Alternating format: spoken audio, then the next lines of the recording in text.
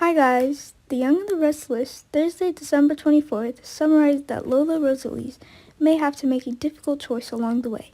After spending Christmas in Miami, Lola will return to Ray Rosalie's wedding to Sharon Newman.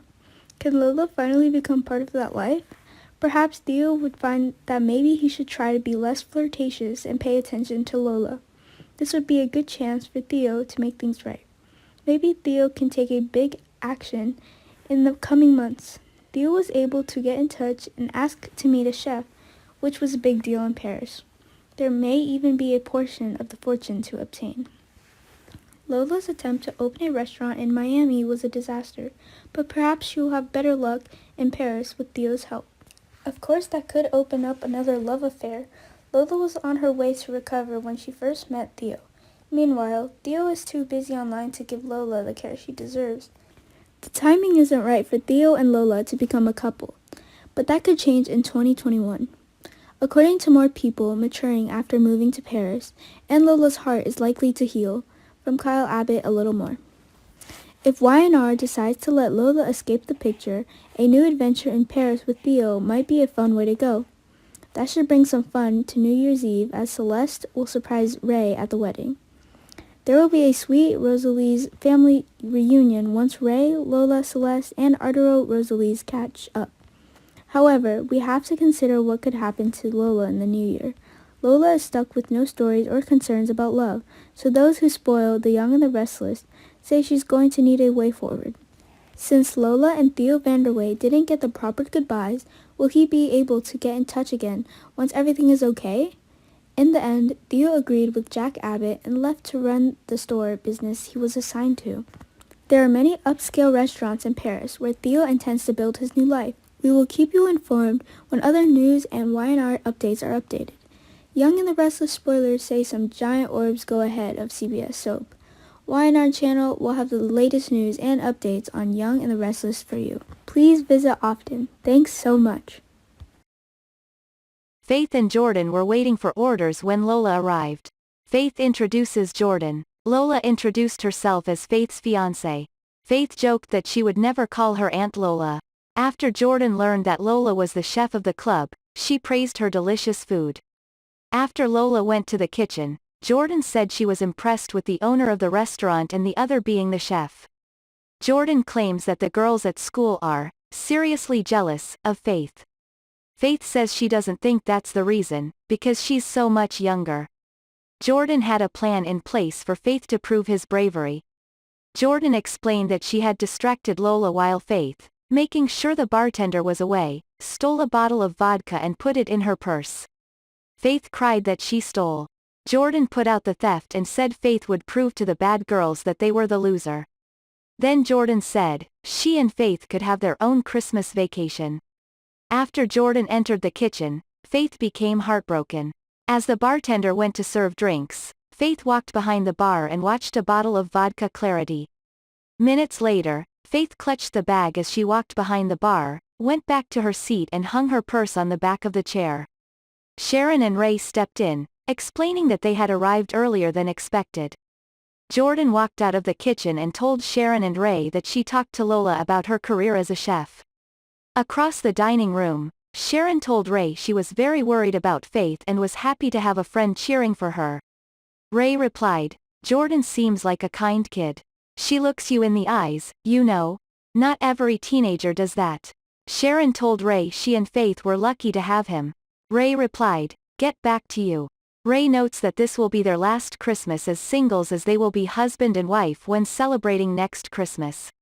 Sharon said they will have many years and many vacations to celebrate as a happy couple. Lola called and reminded her brother and Sharon that they had a menu to plan. Faith had been worried when Ray talked about Lola's day starting early when she went to the market to pick fresh produce. After Ray and Sharon walked away, Jordan said, I told you it would be easy. Faith admitted she couldn't do it and said she hoped Jordan wouldn't go mad. Jack came home from work. Jack admires Christmas decorations and remembers memories of his mother. Jack remembers admiring the first Christmas ornament he ever made and showing it off to Dina while recalling the mess he made with his crafts. Jack told Dina that she and Mamie joked how many months it would take to remove the glitter from the carpet. Dina examines the ornament and notes that Jack misspelled her nickname, Jackie, with an I-E, not Y. Jack says the problem is that he and his mother are doing something together.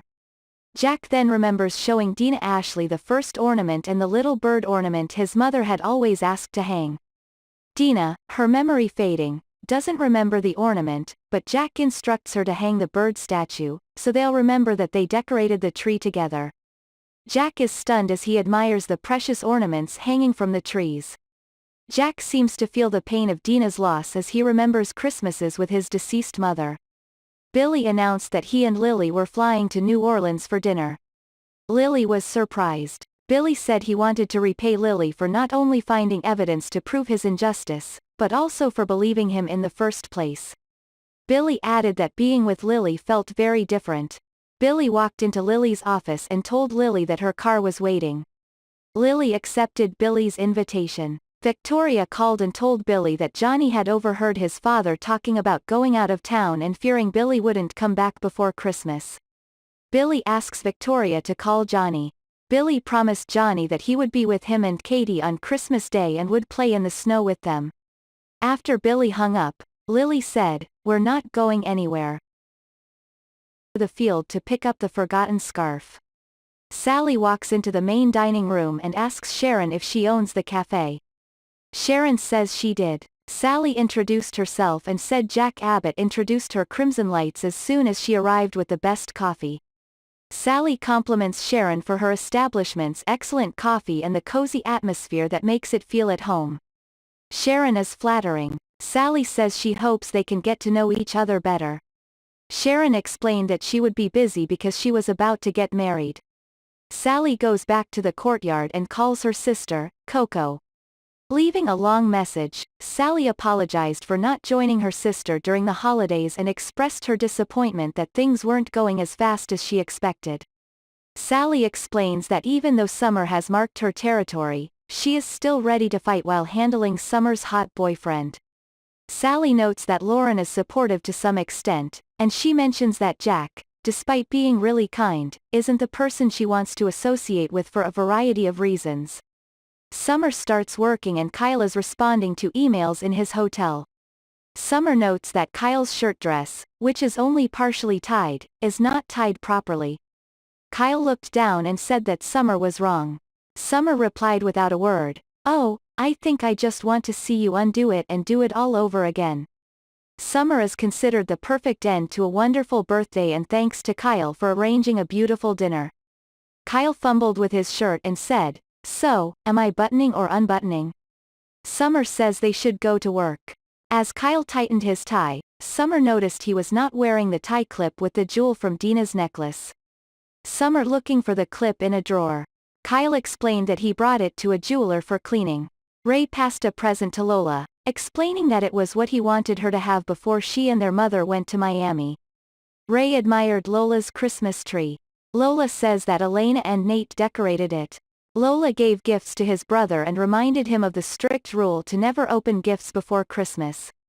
Lola and Ray reminisced about their shared experiences, and Ray considered herself the one who created unique traditions for her family.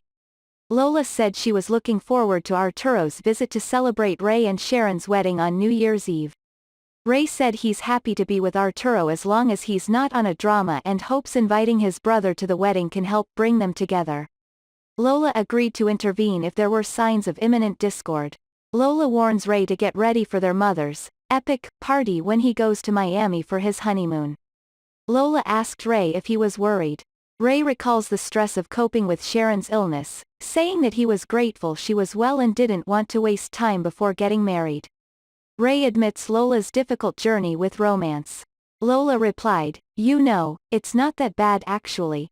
This whole experience has both made me stronger and taught me not to move forward."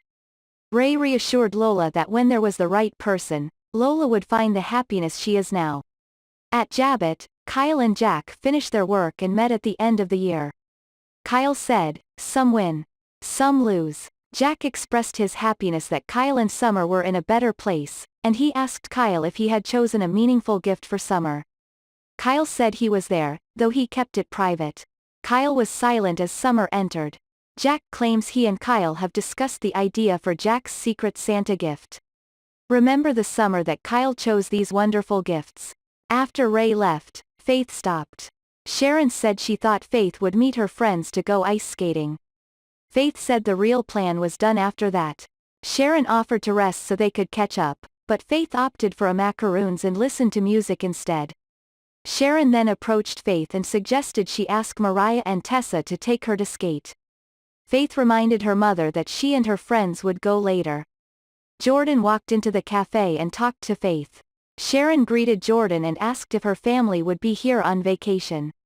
Jordan, the chiller, explained that relatives out of town would join them. Sharon told Jordan to wish her family a good stay. After Sharon left, Faith told Jordan she thought she was being haunted. Jordan apologized to Faith for the radio silence, explaining that she thought things could be easier for Faith if she kept some distance. Faith asks how. Jordan honestly admits she hopes to make things easier after the bad girls turn their backs on her to befriend Faith.